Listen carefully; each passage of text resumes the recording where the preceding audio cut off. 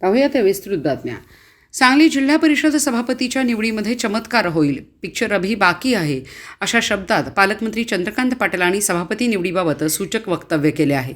सांगली जिल्हा परिषदेच्या विषय सभापती निवडी उद्या पार पडत आहेत। त्या पार्श्वभूमीवर पालकमंत्री चंद्रकांत पाटलांनी आज सांगली जिल्हा परिषद सदस्यांची बैठक घेतली। या बैठकीला भाजपासह राष्ट्रवादी अजित पवार आणि शिवसेना शिंदे गटाचे नेते देखील उपस्थित होते। या बैठकीनंतर चंद्रकांत पाटील यांनी जिल्हा परिषद विविध सभापती उद्या पार पडत आहेत आणि त्या संदर्भात सदस्यांना योग्य त्या सूचना देण्यात आल्या आहेत असेही स्पष्ट केले। बैठक जी बोलावली ती उद्या जिल्हा परिषदेच्या सभापतींच्या निवडणुका आहेत। हे सांगायला बोलवली होती की उद्या सकाळी 11 वाजता सगळ्यांनी एकत्र यायचं आणि जेवण करून सभागृहात जायचं। सभागृहात जाण्यापूर्वी स्ट्रॅटेजी कळेल। काय वाटतं आता थोडं चालू आहे काही ना काही भेटीगाठी, तुम्ही पण काही आम्हाला इनपुट द्या। काय तयार नेमकी काय नाही कसं अशी स्ट्रॅटेजी ओपन करता येत नाही ना। आता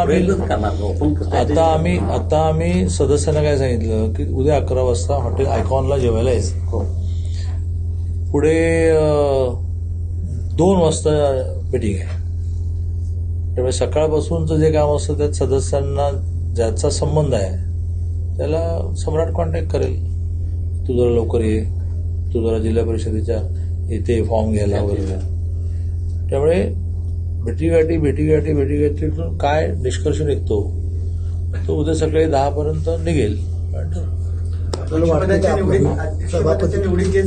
राजकीय पक्षाच्या नेत्याने कधी आशा सोडायची नसते, त्याने काशीस जावे नित्य बतावे।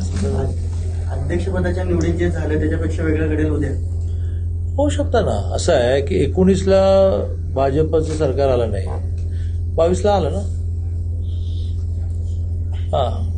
त्यामुळे एकच स्थिती नॉट राजकारणात, व्यक्तिगत जीवनात सुद्धा एकच स्थिती राहत नाही। आपल्याला काही कारणाने बिझनेसमध्ये फटका बसतो, नेटाने सगळं कुटुंब कामाला लागतं आणि एवढं तर नाव इथे घेत नाही, परंतु एक तुम्हा सगळ्यांना माहिती असणारं नाव आहे की ज्याने आत्महत्या करायची ठरवलं, पण आज तुमचे डोळे चमकतील इतका व्यवसाय त्याचा वाढला।